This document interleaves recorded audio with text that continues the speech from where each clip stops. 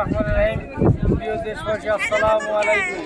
আপনারা দেখতে পাচ্ছেন এটা আরাফাতের ময়দানে অবস্থিত জাবালে রাহমত।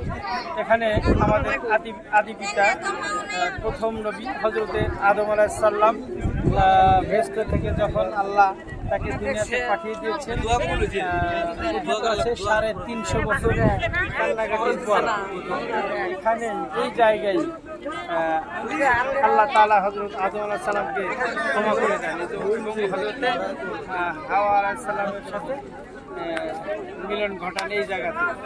আমরা আরও জানি আমাদের আখিরি জামানার নবী, সর্বশ্রেষ্ঠ নবী মুহাম্মদ রাসূলুল্লাহ সাল্লাল্লাহু আলাইহি ওয়াসাল্লাম তার বিজয় হজের ভাষণ এই জায়গা থেকেই দিয়েছিলেন। 1 লক্ষ সাহাবী সন্ন্যাসীতে একটি সমাবেশে রাসূল সাল্লাল্লাহু আলাইহি ওয়াসাল্লাম এখানে ভাষণ দিয়েছিলেন, যেটাকে আমরা বিজয় হজের ভাষণ হিসেবে জানি।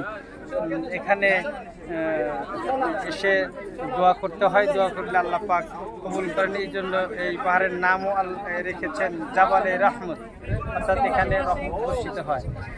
এখানে আসতে পেরে নিজেকে ধন্য মনে করছি। আল্লাহ পাকের দরবারে লাখো কোটি শুকরিয়া আদায় করছি, আলহামদুলিল্লাহ।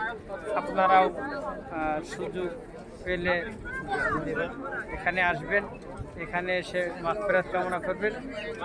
আল্লাহ পাক ক্ষমা করলে সৌভাগ্যের দুয়ার খুলে যাবে, আপনি হবেন সৌভাগ্যবান। তো আবারও সকলে এখানে আসবেন এই আশাবাদ ব্যক্ত করে আমি আমার বক্তব্য শেষ করছি। আসসালামু আলাইকুম।